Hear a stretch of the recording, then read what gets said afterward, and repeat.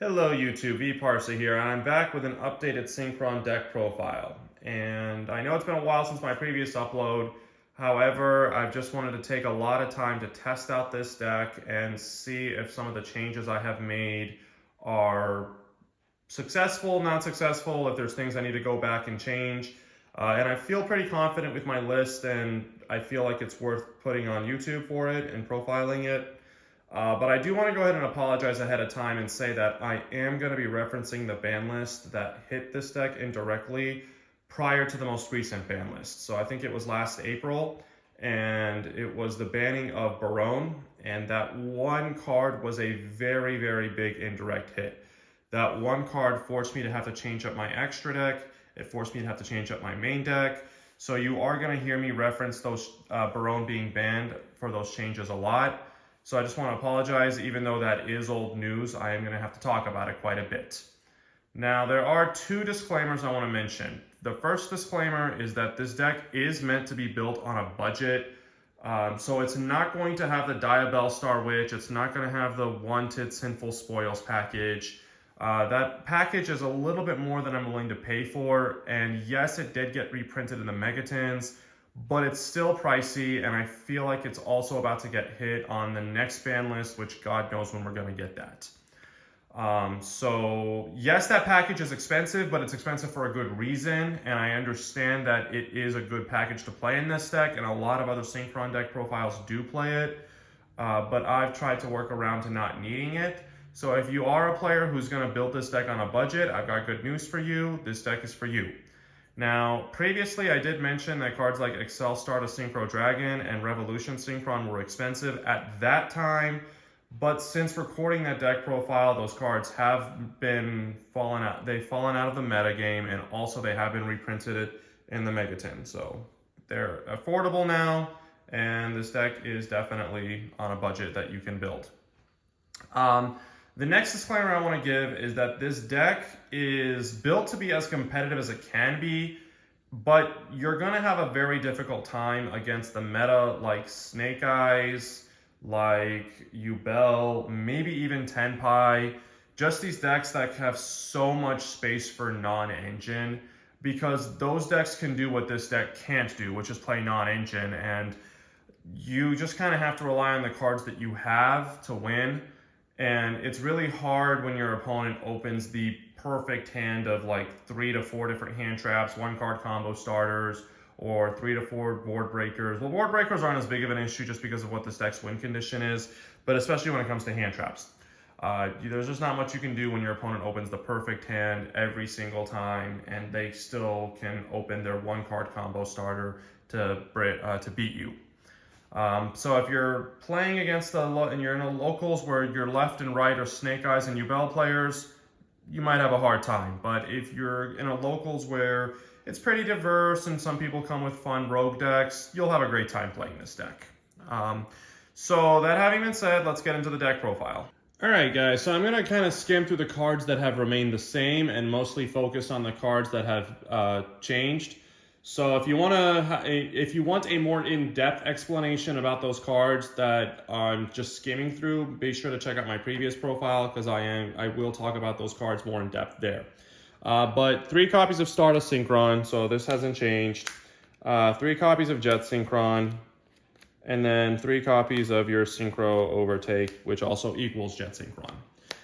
Then after that, a change that I've made is Assault Synchron has been promoted to 2 copies, and Revolution Synchron has been demoted to 1 copy. So why is that? Well, because the first thing I'm going to talk about with Barone being banned is that Revolution Synchron was a combo starter.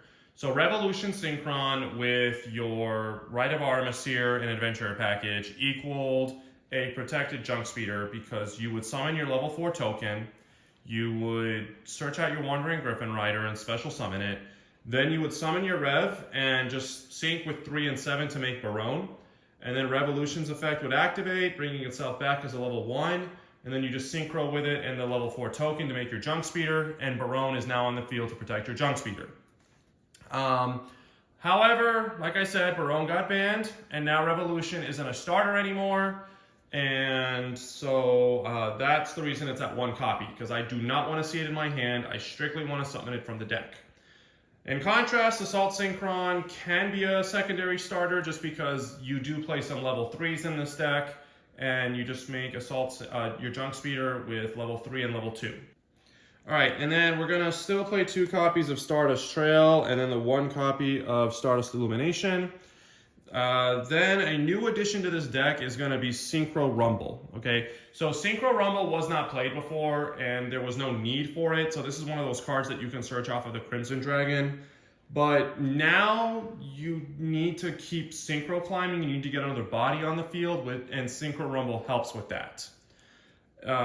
It does have a secondary effect that usually never comes up, but you can banish it to Balinks your Dragon Synchro monsters.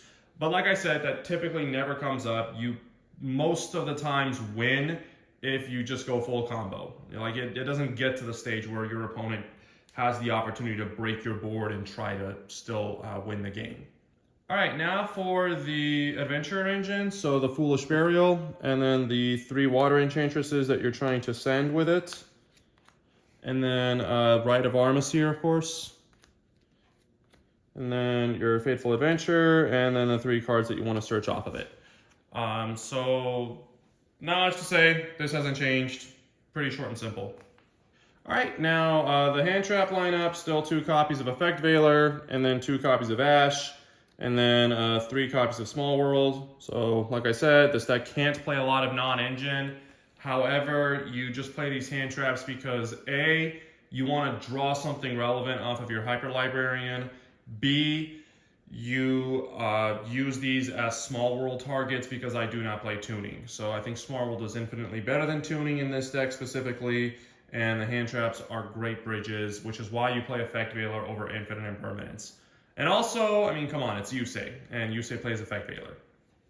Okay, now the previous ban list did indirectly hurt this deck with the banning of Barone, but it did also indirectly help this deck because Speedroid Terratop went to 3 copies. And this is a new engine that I'm playing, just a little small wind package, because one thing that differentiates this deck versus the more pure variant of it is that you're not just summoning your Junk Speeder and praying that it resolves. You want to summon your Junk Speeder and ensure it resolves. Now previously we would do that one of 2 ways. We would either make combo the Adventure Engine with Jet Synchron, which would result in Junk Speeder just being unaffected by card effects, or we would make the Junk Speeder with comboing it with Revolution Synchron in the Adventure Engine, which would result in a Barone protecting your Junk Speeder, and I've already mentioned that before. However, since we can't do the latter combo anymore, I want to increase the probability of having an unaffected Junk Speeder. So I don't want to just rely on opening up Jet Synchron and Adventure Engine. So Speedroid Terratop and your Jet Synchron will also result in an unaffected Junk Speeder. And that also means you can save your Adventure Engine for later as well. You can save your Adventure Engine as part of your end board. So that basically gives us 4 different ways to combo in this deck. You can combo Adventure Engine with Jet Synchron. You can combo Speedroid Terratop with Jet Synchron. You can combo Adventure Engine with Assault Synchron. And you can also combo Speedroid Terratop with Assault Synchron. Now the latter 2 don't result in any protection for your speeder, but the option is still there to take it if you absolutely have to. And if your opponent opens a hand trap, they open a hand trap. What can you do? Okay, and then the last card is just going to be Called by the Grave. So I'm not playing Cross-Eyed Designator. I'm not playing Triple Tactics, because I want to keep this deck as close to as 40 as possible. Right now it is an even 40, and I don't want to just clog up my deck with cards that are meant to prevent hand traps from stopping me, but then I have no way of making my own combo. Now, one change I will probably make is Maxi 2.0 and Molcharmy is in the game now, so I'm probably going to bump Ash Blossom to 3 copies. But if you absolutely have to kind of conserve your gameplay because that card resolves, just bear in mind you can set on the Adventure Engine. It's not ideal, but it is something, because that new Molcharmy card does not special summon, doesn't draw when you special summon from the hand. So you can always just sit back on the Adventure Engine if you have to. All right, extra deck. I'm just going to start with the low levels and work my way up to the high levels. So Herald of the Arc Light, and there is a combo that you can make with this deck where you can make Herald prior to searching, so that protects you from drawing Lockbird. Cupid Pitch is a new addition to this deck. So Cupid Pitch is how you're going to be searching that Dinotherium. And yes, Dinotherium will get your opponent a special summon from the grave, which is typically going to be the Cupid Pitch itself. However, I feel like the advantage that you get out of that combo is infinitely better than the advantage your opponent gets. So Cupid Pitch is the part of the combo that you have with Jet Synchron and the Speedroid Terratop. All right, now for the level 5s, obviously Junk Speeder. This isn't going to change ever. This is what the deck revolves around. Then your Jet Warrior. This is what you're revealing off of your Synchro Overtake. Excel Synchron, and then Hyper Librarian. Then, of course, the Charge Warrior. So Tri-Edge Master is more versatile, but Charge Warrior is its own archetype. And just remember that Trail will give you a token if it's used for Charge Warrior. Doesn't happen often, but it can, and it's better to have it just in case. No level 7s, so I'm not playing Shooting Riser Dragon. I actually took that card out even before the ban list happened. And then level 8s, of course, your 2 Stardust variants, your Crystal Wing, and then your Psyframe Lord Omega. So this is what your deck is still revolved around, is hand looping your opponent. And don't forget you Omega twice because you revive it off of Dispatter. Now, speaking of hand looping, and this is a good segue to now the level 9s, another change that has been made is I took out Trish. So instead of hand ripping for 3, we're hand ripping for 2. Now, the consolation prize is we put up more disruptions on the board, but Trish isn't played anymore because once again, it goes back to Barone being banned. Because what you don't want to happen, and what I've noticed throughout my testing, is I would summon my Trish, I would use its effect, but then Trish would just have to sit there. And I don't like that. Previously, we had Barone in the game, and it was a generic level 10 where it was just, you synchro climb into it with the Trish. But there are no other level 10s worth playing, and therefore Trish is just going to have to sit there, and I didn't like it, so I cut it all together.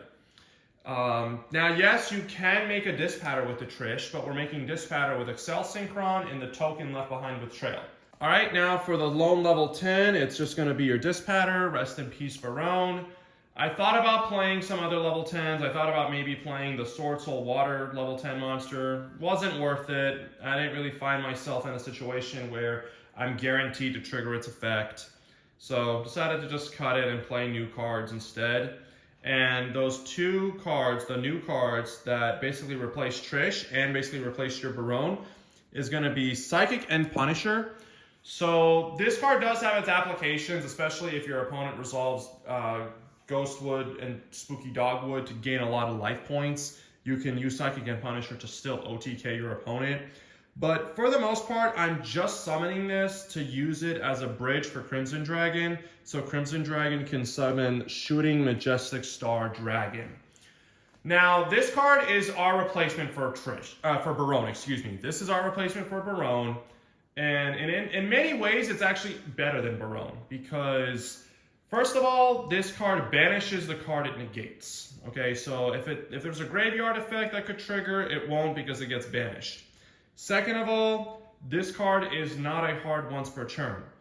And a cool interaction is this card will banish itself when it uses its effect.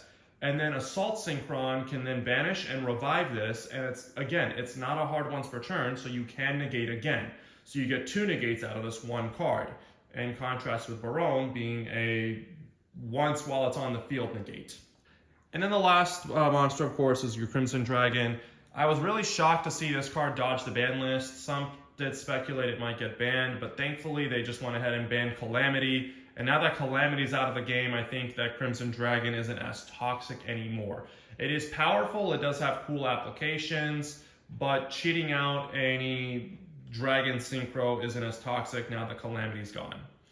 Alright guys, thank you for watching. That's been my deck profile. There aren't going to be any combos just because this deck is probably going to already take up a few minutes of your time.